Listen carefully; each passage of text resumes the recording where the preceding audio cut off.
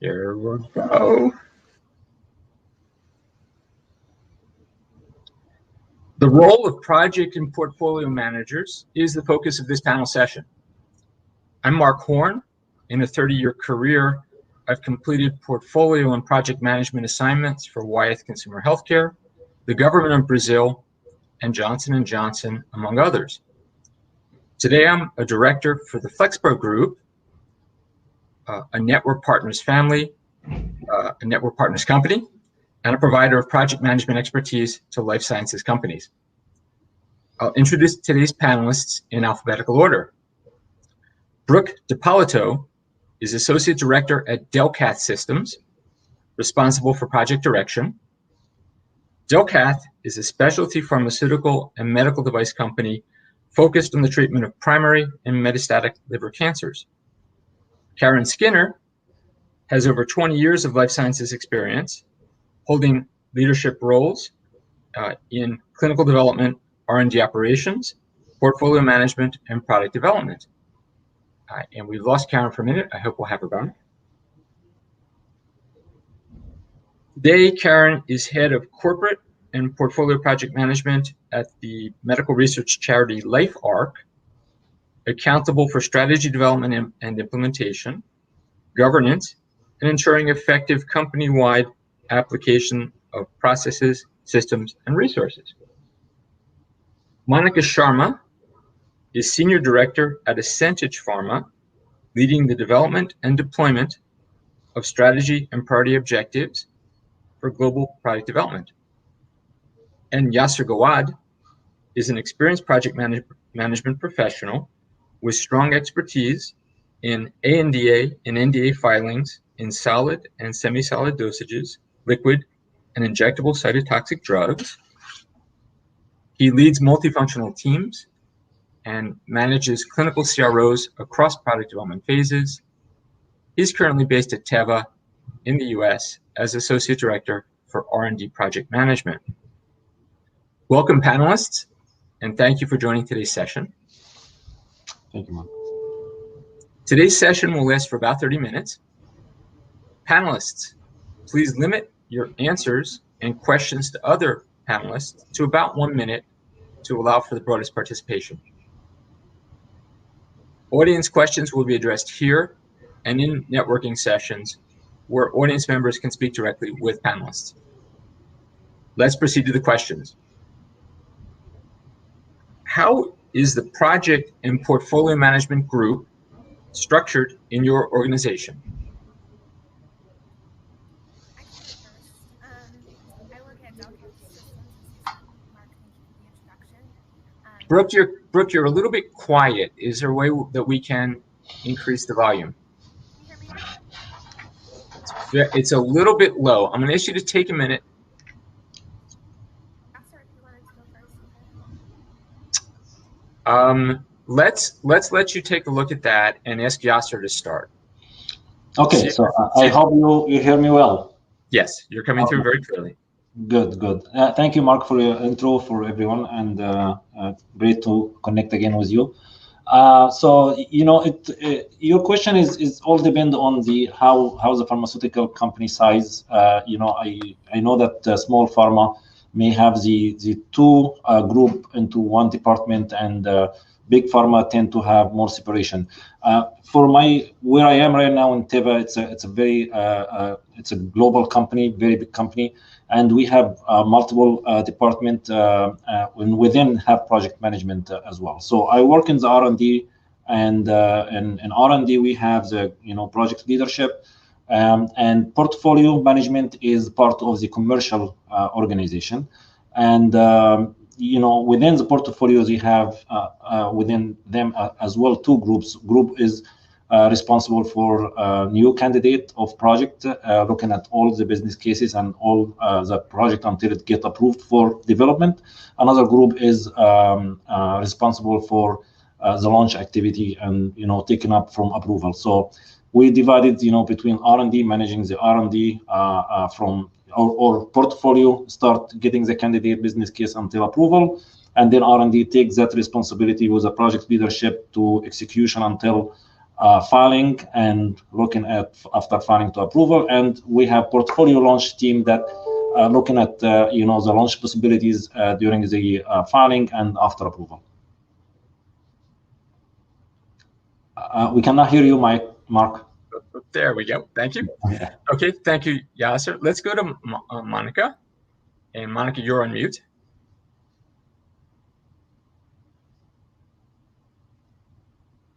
Can Monica hear us? Okay, we'll come back to Monica and Brooke. Let's give it. Yep. Can you hear me any better now? Okay, you're better, and I ask our audience to turn up their volume if they need to, but you're coming through. Great, thank you, Mark. Appreciate you confirming that. So what I was going to say before was I work at a very small company now, as you said, Delcath Systems. So since we are a small company, the way our project and portfolio management team is structured is I'm an army of one right now, managing all project and portfolio management for all of Delcath right now. So the way that we're working is that I'm kind of following the drug development process. So right now, we just finished up with our phase 3 clinical trial. So my big to-do right now is to work on the NDA submission. So that's what I'm project managing currently. But similar to Yasser, once the NDA goes out, I plan on kind of going back and delving back into the development pipeline and project managing those projects as well. So right now, my main function is to create tools, templates, timelines in order to lead the project management of the NDA submission itself. But my overall vision for my role would be to create that official PMO, SRO model organization. So maybe in time, I won't just be an army of one, and we'll have more project managers as we grow our pipeline.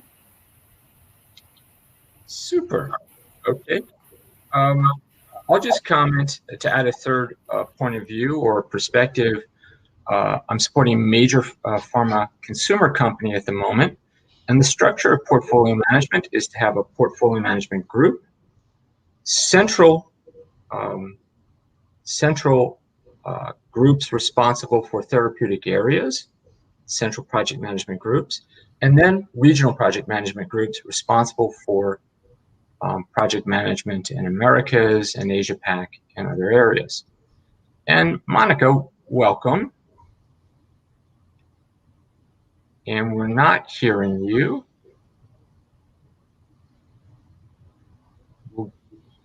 We're not hearing you. You're not on mute, but we're not hearing you. So take a moment to see if we can fix that. And I'd like to ask the other participants, you've talked about the structure of project management in your organizations. Have you ever seen a structure that doesn't work? Have you been part of or observed a structure that was suboptimal? We'll come back to you, Monica. Yeah, I can take this one, Mark. I have seen a structure that was a little suboptimal because the project management, although there were functional project management organizations in this specific company, they were very siloed, and there was no continuity between all of the different functional project managers. And so whereas it would be helpful to have that overview of that portfolio manager to really align with all of those project managers to really follow the drug asset through the whole drug development process. So that's just one example I have, is just to make sure to break down those silos and to, have that communication and consistency and that oversight over all of those different functional areas. Okay, super. Let's see if Monica, could you try speaking again? No, unfortunately, we can't hear you. I'm not sure what the reason is for the audio issue, but we'll go to Yasser. Do you have any comments on that question? Yeah, so the main thing of how the structure work or not work is to identify where the decision and what decision for each department responsible for. So when you have a kind of vague area in between, where is this decision lay into R&D or commercial or budget per se, where does this budget come from, R&D or commercial, based on the activity at the time, what is related to. This is when this miscommunication happened, that when the structure need to be looked at and realign the decision making process, and what decision need to be done by R&D, what decision need to be done by commercial, what decision need to be done by portfolio, when and how. It tends to be more problematic to a long structure or big structure in big pharma, and but overcoming these issues by looking at the processes, revising the processes as we go, make sure that we have kind of regular meeting for the project when all the cross-functional teams and R&D and portfolio commercial are on the same meeting to discuss priorities and discuss budget and business case and timeline, not to miss anything in between. Could be monthly, bi-monthly, it depends on how the project timeline on the type of project is NDA or ANDA. But I think that this kind of regular monthly by monthly meeting, very important to miss any communication or to capture any miscommunication happen between the teams, which could delay the project or delay a decision on a project. Okay, so we've heard about functional interfaces and silos. These are things to avoid. Let's go to the next question. What are the key responsibilities of project managers at your company? And if you'd like to, please comment on any activities that are out of scope. 1 minute to try. Let Monica try again. No, Monica, we just don't seem to want to work today with audio. I'm sorry. This is part of this brave new world of virtual conferences. We'll check the microphone. Maybe the microphone is turned off in your computer. Yeah, see if the microphone might be turned off. Okay, we'll let you work on that. And so back to the question: what are the key responsibilities of project managers at your company? And if you'd like to, please comment on any activities that are out of scope. I'll start with that as well. So, again, this is go back to how the company structures. And, I've been working companies where I was responsible from kickoff until launch. And I'm in Teva when I'm responsible from kickoff or even prior kickoff when we do the due diligence for a new candidate until approval only. And then another project manager from commercial will hand off. I hand off this to him or her to kick off the launch activities. So for in my case, I'm responsible from the due diligence, who was a new candidate, when looking at the business case, looking at the budget and timeline, keeping our according to our resources and our capabilities and the R&D side, until portfolio give us the okay and the approval, and then kick off the project and take the project through the execution with all logistics and all the development part. Cross-functional meeting in regular basis, keeping the timeline, keeping any change in the timeline or any change in the budget back to portfolio to look at the business case to make sure that the delay is okay to move forward, or the additional budget that is needed is okay to move forward, as not going to affect the business case. And just keeping the stakeholder and informed with all the project details and updates, as well as keeping the senior management updated on the project timeline and details. I just in 1 minute, I'm trying to give you the full overview of what R&D project manager can do in the company. Super. And Brooke, you're on mute. And I'm thinking that as an army of one, the question for you is there anything that you don't do?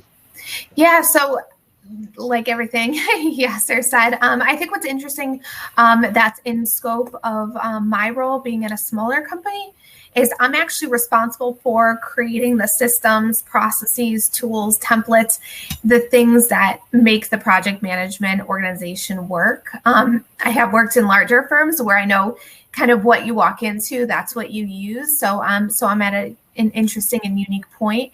And at this stage right now, I'm not responsible for budget activities, but that's not to say that won't evolve. Like I said, being in a smaller company, things are ever evolving. Thank you. And I just add from my experience that recently I had the opportunity to launch a product for the first time. Although through many years of experience in project management, I had never had the chance to actually get to a launch, either because projects didn't move forward, or more frequently because there was a handoff that happened prior to launch to a supply chain group. So for me, this was a really exciting experience.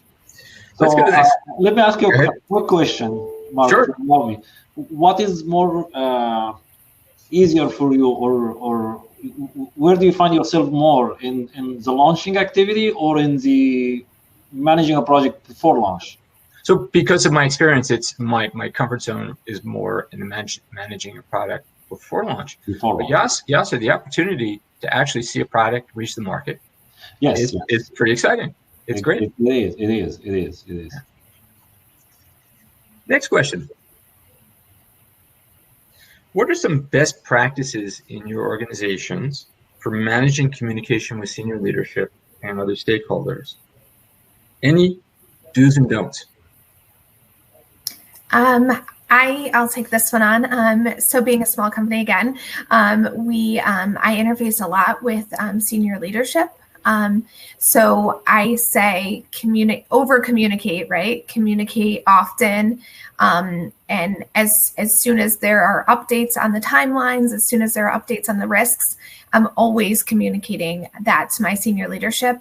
I'm also communicating it in a way that they want to see it. So just quick, easy visuals. So I would avoid, any lengthy, paragraphs or descriptions and try to just synthesize it in a few quick slides to just let them know the key points of what's going on within the project and what needs their attention or guidance. Thank you. Yasser? I think the best practice, as a big pharma again, we have many various groups and involved in the project, and to avoid miscommunication, that we have always a review meeting for the project, and we keep this in a monthly basis to make sure that all stakeholders are in the same room or the same, time discussing the project timeline, budget, and everything related to the project. So at this time, we can discover any miscommunication could happen during the process that is not caught by me or by the other stakeholder.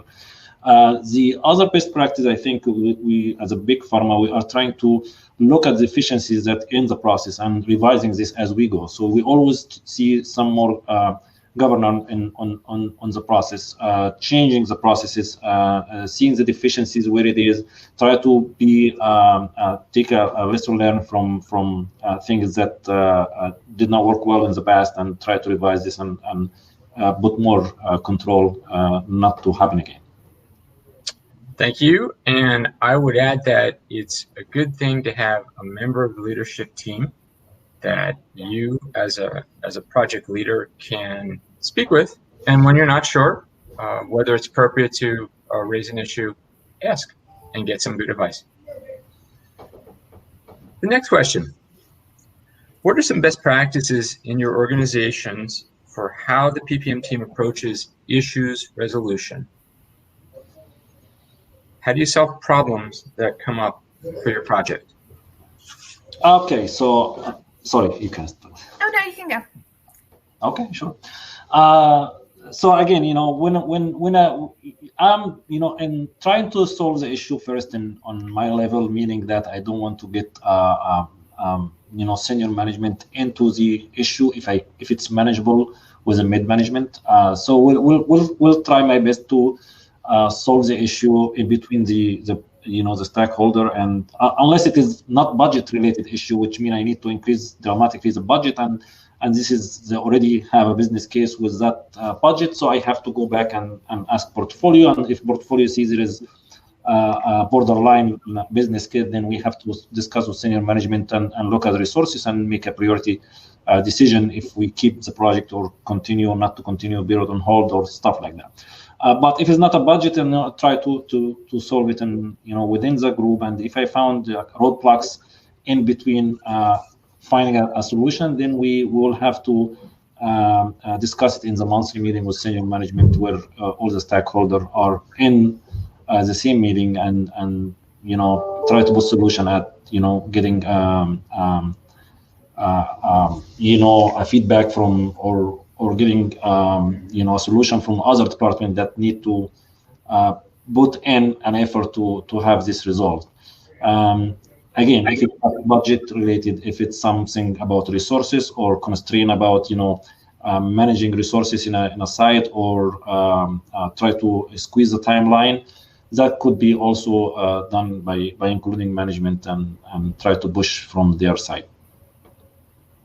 Thank you. Brooke? Yep, I like to use like a risk issue log, where it's a matrix where you work with your cross-functional team to identify the risks, and then you measure the probability of those risks as well as the impact to see if it is a high-level risk that would need to be escalated to management, or if it's a medium to lower level risk that could be resolved within the cross-functional team, as well as I use that same matrix to identify who will be the point of contact in terms of, really owning that risk, as well as what are our mitigation strategies. So working with the cross-functional team to outline any mitigation strategies, and then taking those forward, like I said, either escalating those to management for their review and guidance, or taking those forward on the cross-functional level to use those mitigation strategies to avoid the risks if possible.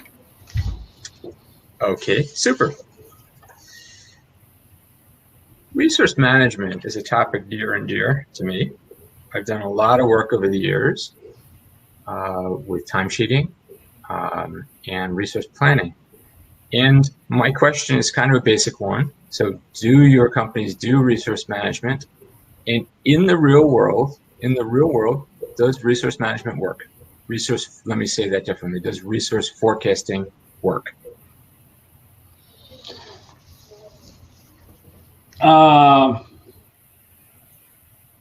We're talking about when selecting a new project, or? Right. So throughout the project lifecycle, I need, 1.5 R&D FTEs and 0.5 commercial FTEs for the next quarter. Can that really work? It works, and it's all depend on how we identifying the resources for the project, and make the the due diligence about what really needed, and try to look at the previous cases and see how we manage that, and if this is applicable for this project. And again, I've been in project when we requested FTE and it was not enough. We asking more, and been in another project when we requested, and it was we think we can use it for we don't have to return it back, but we can use it for other project as well. So we manage it this way. It is work, but it will have to relate the current case to previous case to make sure you have the visibility of how the research management will work on your particular project. So currently, I am not interfacing with resource management, but I can speak from prior experience on a team I was previously on that I did interface with resource management. And we had timesheets that individuals would fill out, as well as a resourcing algorithm spreadsheet. And there was there were many inconsistencies, and I don't think you can forecast for the unknown, because there will always be those fires to put out. And I think those are the discrepancies we were seeing between the forecasts versus the actual. And so I'm gonna take a risk here and say I don't really think resourcing planning has been perfected yet, but that's not to say in time it couldn't be. And I also think it's just a conundrum of project management that there are never enough resources. I used to work at Pfizer. We had all the resources in the world, and yet there still were not enough. And now I work at a very small firm, and there are definitely not enough resources here. Right. I think you want there not to be enough, that's a good thing. Mm-hmm. And I completely agree with you that it's one of the most challenging areas of R&D and other project management domains, and maybe something that AI and new technologies will help us to do better. That's what I was thinking as well. You kind of read my mind there. I was thinking about that just from some of the other presentations at the conference, some of the technologies that the PM companies on this conference and other conferences have talked about. I'm like, there's got to be, there's got to be that tool out there that builds in, that little, those fires we all have to put out, right? So if the algorithm could just build in that extra time for those unknowns, then maybe it would be a more realistic view of resource planning. We're going to get there. Go ahead, yes, sir. No, I was just like, is the forecasting and putting all this algorithm and at the end, you don't know what is gonna fit or not. That's why I always related to something similar that, similar case in the past, and look at what we have managed this and what we needed and try to, copy that. Mm-hmm. Right. Okay. Next question. What's the role of PPM in facilitating cross-functional alignment and building transparency around projects? I like to think of us as PPM being like the hub of the wheel. Like, we're in the center of that, all the spokes, which are the cross-functional teams.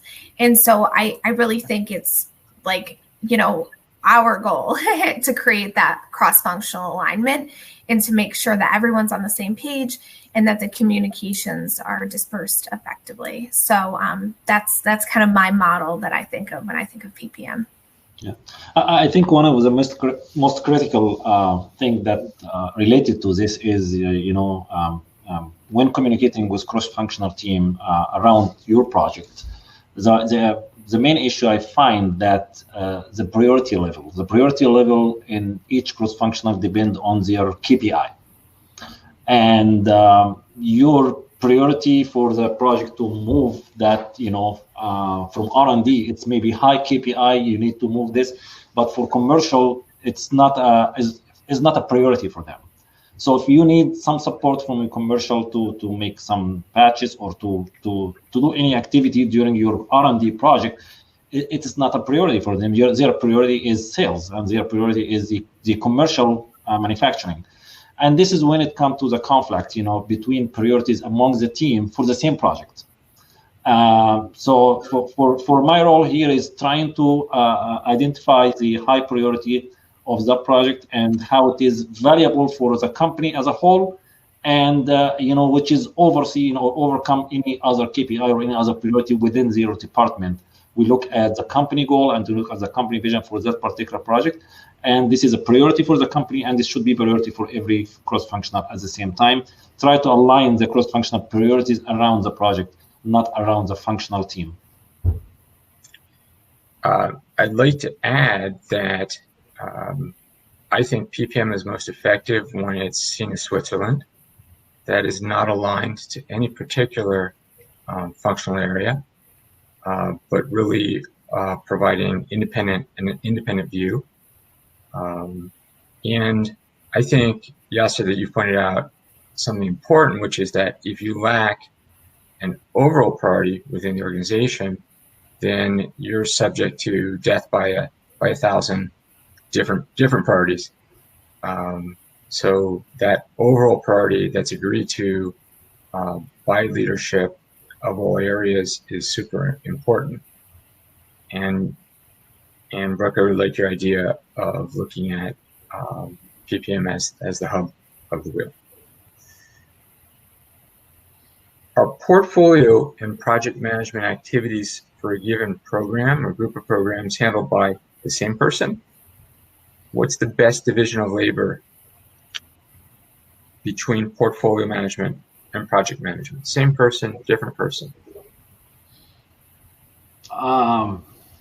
For me, it's always different person. So I always have R&D, PM or project leader, and we have a portfolio looking at the same project management. So for me, I've been always different. I never had that experience when project leader, he managed the R&D and portfolio at the same time, a project manager and project portfolio. So I couldn't speak high or low on this, but it's been working with where I am, two project leader, one for portfolio, one for project management for the execution of the project. I think both models can work. Clearly, I've seen both models. So I've seen where there are separate project and portfolio managers at Pfizer. And then here, I'm both the project and the portfolio manager right now. But I think in time, as our portfolio grows to become bigger, I think there will be a necessity for a project manager, and I will kind of morph into the portfolio manager. So I think in an ideal world, in a larger scale model, having those two separate functions really helps to divide and conquer, because I think especially if you have a robust portfolio, and Yasser, as you were talking about before, priorities, having that portfolio manager really be able to see that oversight over all of those projects and to be able to prioritize those with leadership is essential. And I think if you're getting too far into the weeds on each of the projects by project managing while portfolio managing, you might lose sight of the bigger picture by trying to wear both hats. And I want to agree with both of you that I've always seen these two as separate functions. We're out of time. Okay. Thank you, Yasser. Thank you very much. Thank you so much. And Monica and Karen, I'm so sorry for the technical problems that we had. I'd like to thank Tom Maxian for organizing this session and the great job that he does. And I'd like to thank Mira Hornak for another really great Y Summits conference. And thanks to everyone who participated today, our attendees. And please follow up with our panelists at the networking sessions. Thank you all so much. Thank you, Mark. Thank you, Brock. Have a great day. Bye-bye.